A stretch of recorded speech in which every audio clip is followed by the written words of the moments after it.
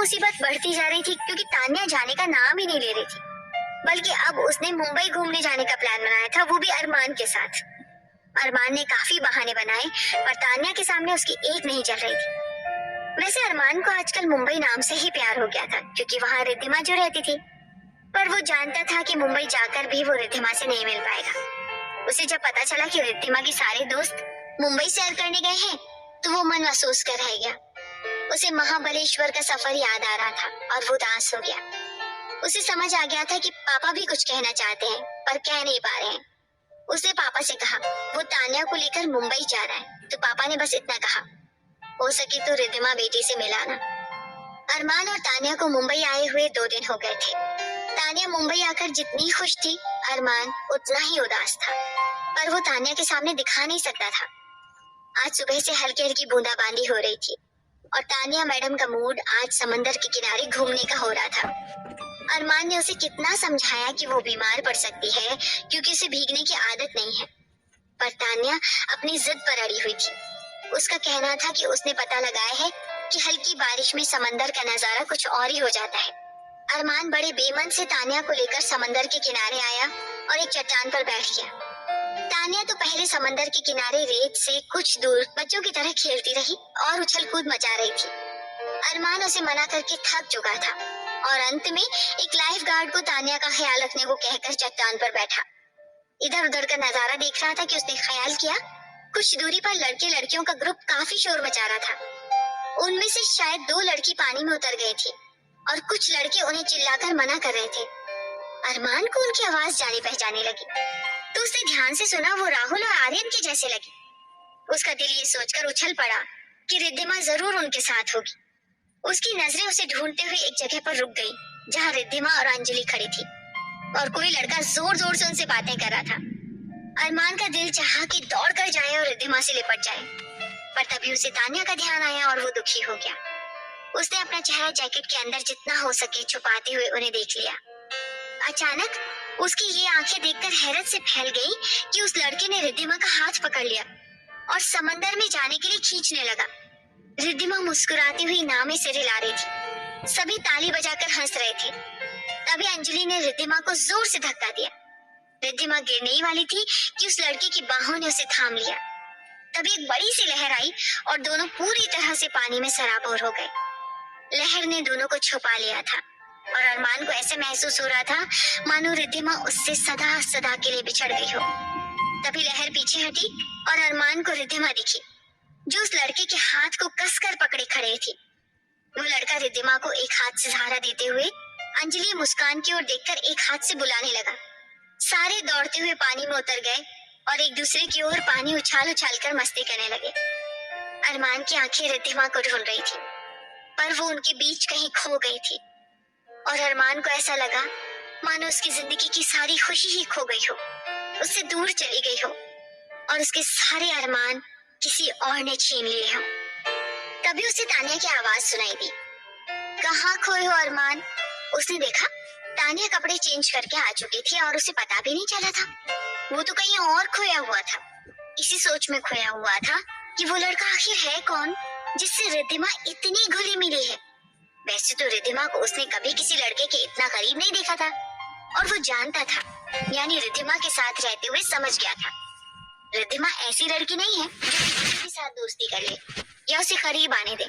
उसका दिल कर रहा था अभी रिद्धिमा से जाकर पूछे वो कौन है और उसकी हिम्मत कैसे हुई, पर वो ऐसा नहीं कर सकता था क्योंकि उसके साथ तान्या थी और उसकी मजबूरी धीरे धीरे उसके क्रोध में बदल रही थी। अरमान और तान्या होटल लौट आए थे। अरमान ने तान्या से कहा था कि वो थक चुका है इसलिए उसे डिस्टर्ब ना करे और वो अपने कमरे में चला आया था। आते ही उसने दरवाजा बंद किया और रिद्धिमा को फोन लगाने लगा, पर रिद्धिमा की जगह किसी लड़के ने फोन उठाया और बोला, यस बोलिए। अरमान पहले तो चौंक गया, फिर ठहरी हुई आवाज में कहा, रिद्धिमा कहाँ है?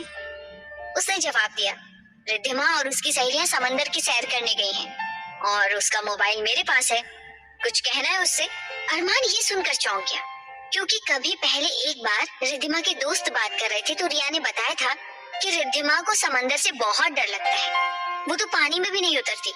पर आज अरमान को लगा वो सब झूठा है। उसने सुना वो बंदा कह रहा था, हेलो। अरमान ने तुरंत जवाब दिया, हाँ नहीं, असल में कुछ पर्सनल है, उससे कहना है। ये सुनकर वो हंस पड़ा। आप मुझे बता सकते हैं डॉक्टर अरमान, रिद्धिमा बुरा नहीं मानेगी? इतना सुनते ही अरमान का गुस्सा 7वें आसमान पर चढ़ गया। उसे लगा ये कौन है जिसे रिद्धिमा ने इतनी छूट दे रखी है। उसने थोड़े रूड स्वर में कहा, आप कौन है? रेहान हंसता हुआ बोला, सॉरी डॉक्टर अरमान, मैंने तो आपको बताया ही नहीं कि मैं कौन हूँ। मैं मेजर रेहान शर्मा, रिद्धिमा का बेस्ट फ्रेंड। अरमान के गुस्से की आग में जैसे घी डाला गया। वो इतना भभक उठा और रूखे स्वर में पूछा, आपको मेरे बारे में कैसे पता? रेहान जोर से हंस पड़ा। नहीं, मुझे आपके बारे में कुछ पता नहीं। अभी रिद्धिमा का मोबाइल मेरे पास है और उसमें आपका कॉल आया। यहाँ लिखा है डॉक्टर अरमान, तो मुझे लगा आप डॉक्टर हो, रिद्धिमा के फ्रेंड होंगे, जरूर कोई स्पेशल पर्सन होंगे, क्योंकि रिद्धिमा की एक आदत कहो या क्वालिटी, मैं उसे अच्छी तरह से जानता हूँ। वो किसी ऐरे गहरे से दोस्ती नहीं करती। क्यों, मैंने ठीक कहा ना डॉक्टर अरमान? अरमान को समझ नहीं आया कि क्या कहे, इसलिए उसने कहा, मुझे अभी काम है, बाद में बात कर लूंगा। ओके डॉक्टर अरमान, आपसे बात करके खुशी हुई। मैं रिद्धिमा को बता दूंगा आपने कॉल किया था। अरमान कॉल कट करते हुए बेड पर आकर लेट गया, पर नींद उसकी आंखों से 100 कोस दूर चली गई थी। उसे लग रहा था उसकी जिंदगी में सब कुछ अब उलट पुलट हो रहा था। रिद्धिमा ने कभी भी उसे रेहान के बारे में नहीं बताया था और अरमान को लगता था कि रिद्धिमा इतनी सीधी सादी लड़की है कि कुछ छुपा ही नहीं सकती, पर इतना बड़ा राज वो छुपा कर रखेगी, वो सोच भी नहीं सकता था। अब उसे लग रहा था कि इसी वजह से रिद्धिमा मुंबई गई होगी। रेहान ने उसे बुलाया होगा और वो तुरंत चली गई होगी और किसी को कुछ बताया ही नहीं। पर उसके दोस्त भी कितने चालाक हैं। कभी किसी के मुंह से अरमान ने रेहान के बारे में नहीं सुना। वो काफी देर तक सोने की कोशिश करता रहा, पर नींद नहीं आ रही थी। कभी कभी उसे ऐसा महसूस हो रहा था कि वो तान्या के साथ वापस ऑस्ट्रेलिया चला जाए। कुछ भी हो, तान्या सिर्फ उसे चाहती है और उसकी खुशी अरमान की खुशी में है। पर क्या अरमान सचमुच खुश रह पाएगा रिद्धिमा के बिना? अब तो वो अपनी जिंदगी में खुशियों की कल्पना भी नहीं कर सकता था रिद्धिमा से अलग होकर। पर ये भी तो सही है, रिद्धिमा ने अब तक कभी भी खुलकर अपने प्यार का इजहार नहीं किया था। तो क्या वो किसी मेजर से प्यार करती है और इसी असमंजस में है कि अरमान से कैसे कहे। जैसे जैसे रात बढ़ती जा रही थी, अरमान के दिमाग में प्रश्नों का अंबार चढ़ता जा रहा था। उसे ऐसे लग रहा था कि अभी अंजलि के घर चला जाए और हर प्रश्न का जवाब रिद्धिमा से मांगे, पर यह संभव नहीं था। अगले दिन जब तान्या अरमान को जगाने आई तो देखा उसका शरीर बुखार से तप रहा था। वो बहुत ही चिंतित हो गई और दवाई मंगाकर अरमान को दी और उसे लेकर पुणे की ओर लौट पड़ी। उसने उस होटल से ही एक ड्राइवर को लिया था जो उन्हें पुणे तक छोड़कर आए। पुणे पहुंचकर उसने देखा अरमान का बुखार काफी बढ़ गया है, इसलिए वो उसके कमरे में ही रुक गई और काकी से कहा कि वो किसी को न बताए कि अरमान को बुखार है, क्योंकि इससे सभी परेशान होंगे। डॉक्टर मलिक कुछ दिनों के लिए बाहर गए थे और काकी चाहती थी अरमान की बीमारी की सूचना रिद्धिमा तक पहुंचाई जाए, पर उसमें इतनी हिम्मत नहीं थी, क्योंकि वो जानती थी कि रिद्धिमा ये सुनते ही यहाँ दौड़ी चली आएगी और शायद बहुत गड़बड़ हो जाए। तान्या ने अरमान को बुखार कम होने का इंजेक्शन दे दिया था और वो बेसुध सा सो रहा था। तभी अरमान के मोबाइल पर रिद्धिमा का नाम चमकने लगा। तान्या ये देखते ही समझ गई कि रिद्धिमा अरमान को रात में फोन करती है। पहले उसने सोचा कि फोन रिसीव करे, फिर कुछ सोचकर उसने फोन साइलेंट पर कर दिया।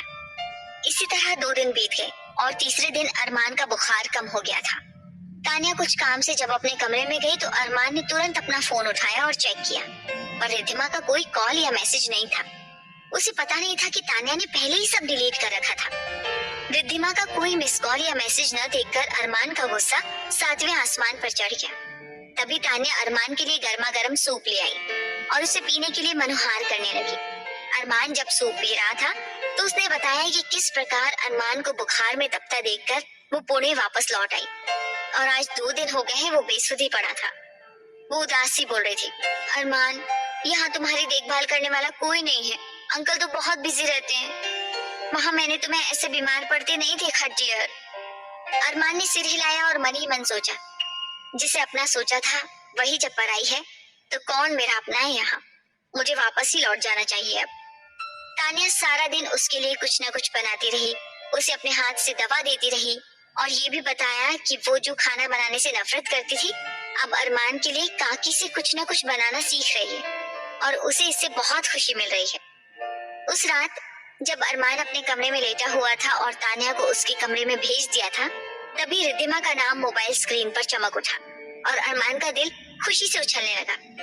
पर तभी उसे रेहान की याद आ गई। उसका गुस्सा बहुत भड़क उठा था। उसने कॉल कट कर दिया, पर कई बार रिद्धिमा की कॉल करने पर उसने स्विच ऑफ की बात सोची।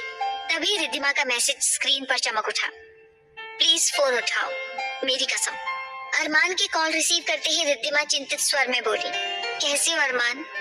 अरमान ने गुस्से से जवाब दिया, अब क्यों पूछ रही हो, मैं मरूं या जीऊं, तुम्हें क्या पड़ी है?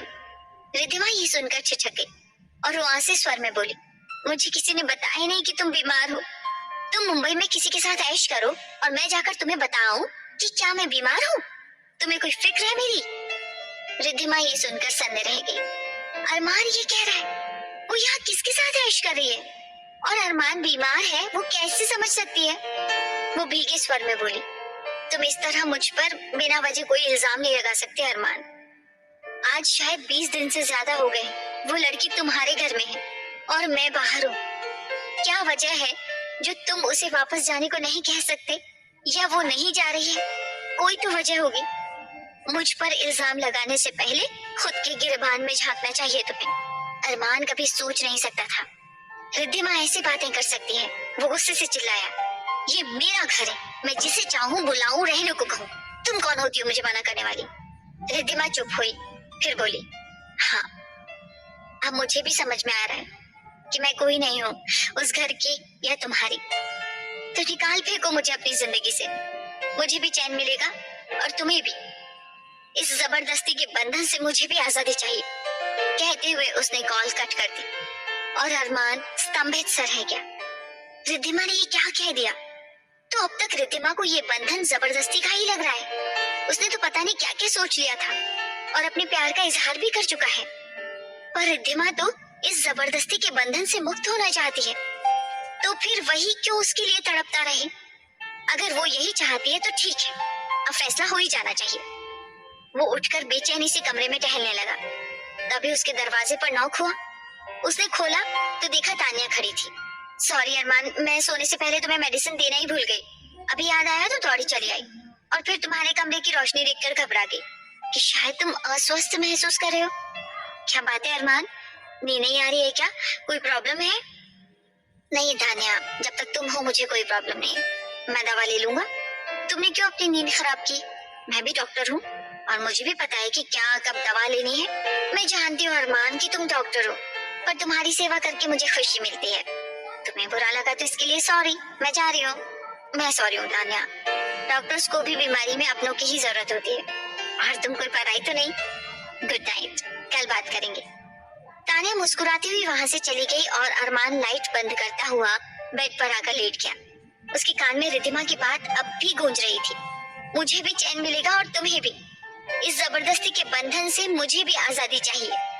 वो मन ही मन बड़बड़ाया, नहीं रिद्धिमा, मुझे चैन नहीं मिलेगा क्योंकि मैं तुमसे प्यार करने लगा हूँ और मैं इस तरह तुम्हें अपनी जिंदगी से जाने नहीं दूंगा। अरमान मलिक इस तरह कभी पीछे नहीं हटा है और ना हटेगा। सुबह जब रिद्धिमा फ्रेश होकर डाइनिंग रूम में आई तो देखा मुस्कान वही चपड़ चपड़ किए जा रही है और सभी उसकी बात सुनकर हंस रहे थे। वो चुपचाप बैठ गई और नाश्ता करने लगी, पर उसका खाने का बिल्कुल दिल नहीं कर रहा था। उसे अरमान की बातें याद आ रही थी और वो समझ नहीं पा रही थी आखिर उसने गलती क्या की है। अरमान खुद 1 महीने से तान्या के साथ है और वो अपने ही घर से दूर है। वो रोज रात को अरमान को फोन करती थी, पर तान्या शायद स्विच ऑफ करके रखती थी। उसे तो पता ही नहीं था कि अरमान बीमार है। अगर उसे पता चलता तो वो उसी पल दौड़कर चली जाती। कल ही काकी ने डरते डरते उसे कॉल किया और सारी बातें बताई। उसने कहा था कि अरमान के बीमार होने की न्यूज मिलते ही रिद्धिमा दौड़ी चली आएगी। ये बात काकी को पता है और उसके बाद पता नहीं क्या हो, इसलिए वो इतने दिनों चुप रही। अब अरमान बाबा ठीक है तो रिद्धिमा बिटिया को बताना जरूरी समझती है। काकी ने बताया कि तान्या रात को बीमार अरमान के कमरे में रुकती थी और रिद्धिमा समझ गई वही फोन ऑफ रखती थी और शायद क्यों निश्चित ही उसके मैसेजेस भी डिलीट करती थी। पर अरमान को ये सब बातें कौन समझाए? काकी से ही रिद्धिमा को पता चला कि अरमान तान्या के साथ मुंबई घूमने आया है। रिद्धिमा समझ गई कि अरमान ने उसे रेहान के साथ देखा होगा, इसलिए इतना भड़का हुआ है। अंजलि बहुत देर से देख रही थी कि रिद्धिमा चम्मच से हलवे को इधर उधर कर रही थी पर खा नहीं रही थी। वो समझ गई रिद्धिमा किसी गहरी सोच में है।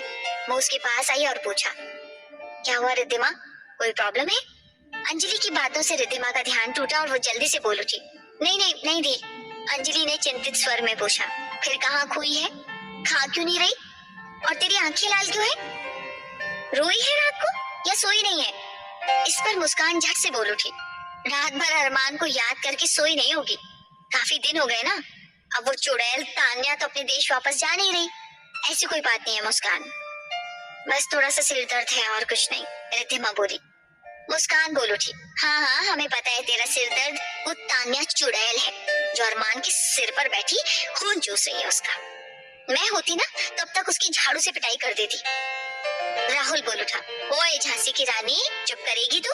अंजलि ने रिद्धिमा की ओर देखा, वहां से उठकर अपने कमरे में चली गई।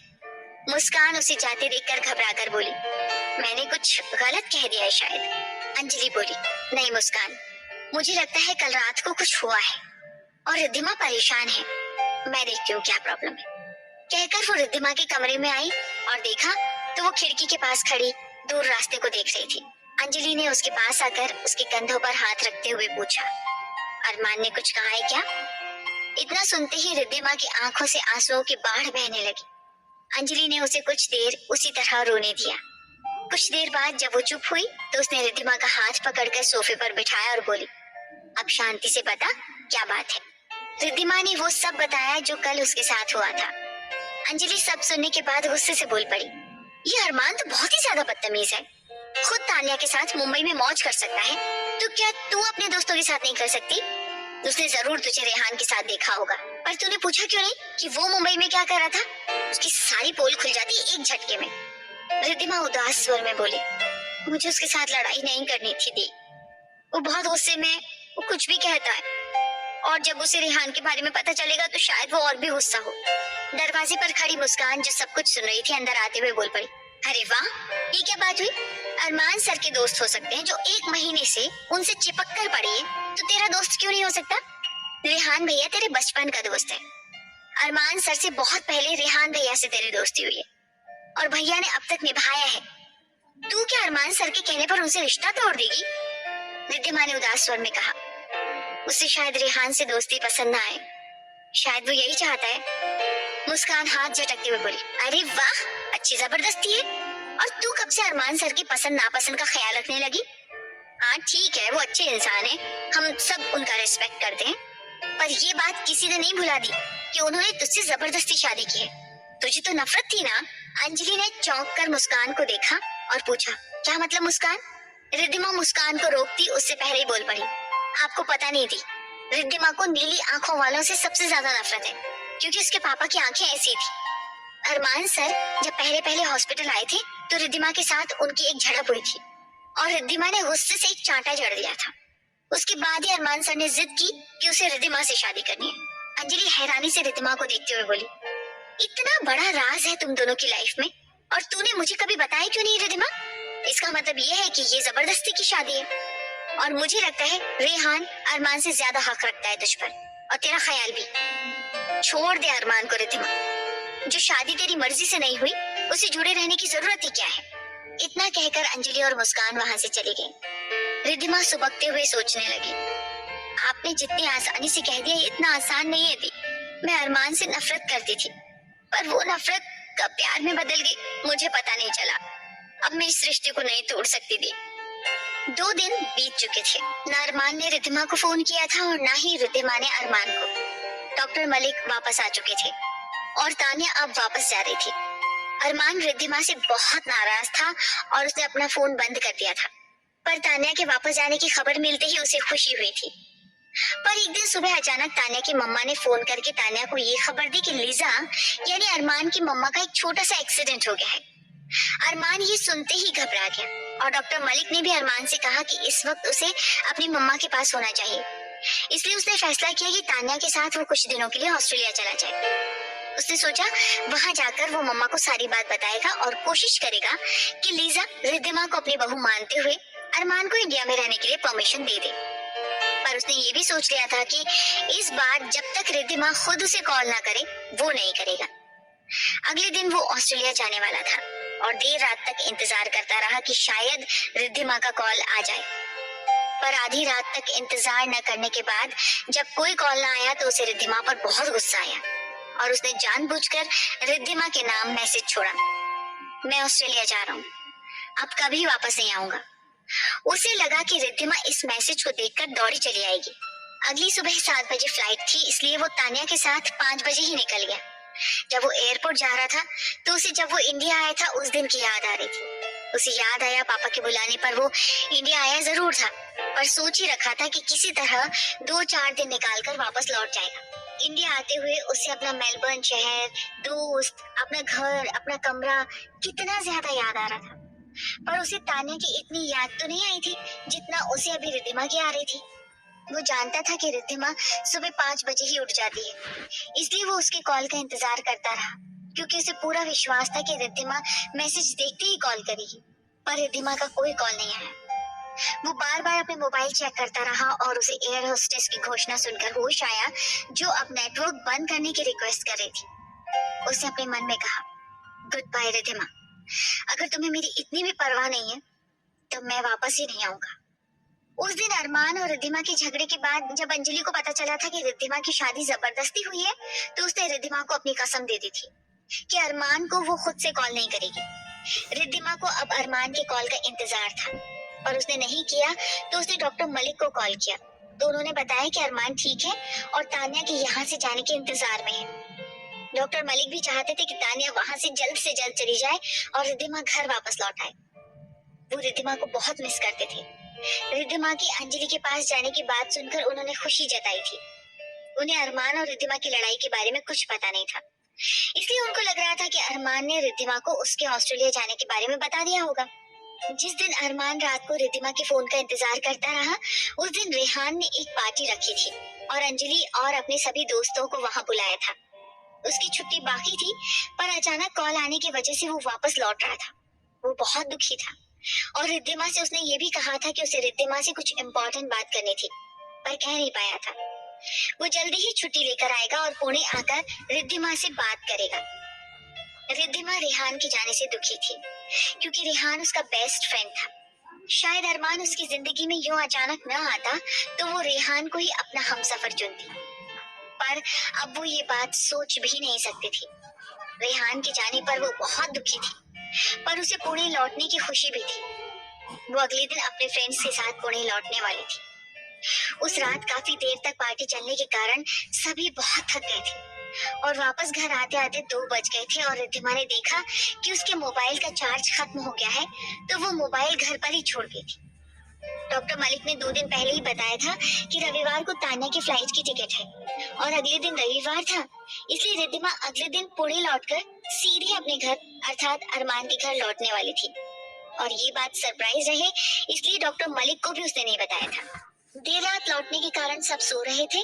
रिद्धिमा की नींद भी सुबह 7 बजे खुली थी। वो कभी इतनी देर से नहीं उठती थी, इसलिए जल्दी से फ्रेश होकर उसने पूजा समाप्त की और अपना मोबाइल उठाकर सोचा डॉक्टर मलिक से तान्या के जाने के बारे में पूछ ले। पर जैसे ही उसने कॉल किया, डॉक्टर मलिक ने आश्चर्य से पूछा, तान्या क्यों रिद्धिमा? अरमान भी तो उसके साथ गया है, तुम्हें उसने नहीं बताया? रिद्धिमा ये सुनकर सन्ने रह गई। वो हकलाते हुए बोली, आप क्या कह रहे हैं अंकल? अरमान ऑस्ट्रेलिया क्यों चला गया?